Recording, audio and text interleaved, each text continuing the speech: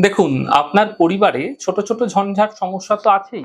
কিন্তু এর মধ্যে দেখা যাচ্ছে আপনি স্ত্রী আছেন আর আপনার স্বামী আপনার কথা একেবারেই শুনতে চায় না।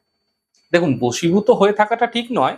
কিন্তু সাধারণ জীবনযাপনের ক্ষেত্রে স্বামী-স্ত্রী উভয়ের মেলবন্ধন একটা সংসারকে এগিয়ে নিয়ে যেতে সাহায্য করে।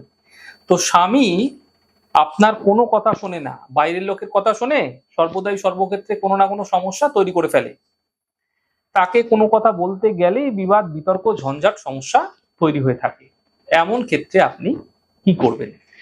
দেখুন, যেকোনো মঙ্গলবার দিন সন্ধ্যাকালে আপনাকে একটি ছোট্ট উপায় করতে হবে।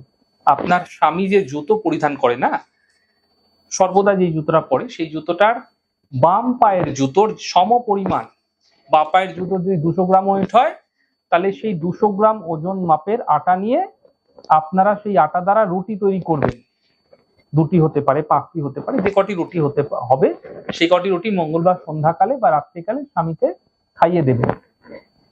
এই প্রক্রিয়া প্রতি মঙ্গলবার করে যান। বেশ কয়েকটি মঙ্গলবার করতে করতে আপনি দেখতে পাবেন এর ফল পেতে আপনি শুরু করেছেন।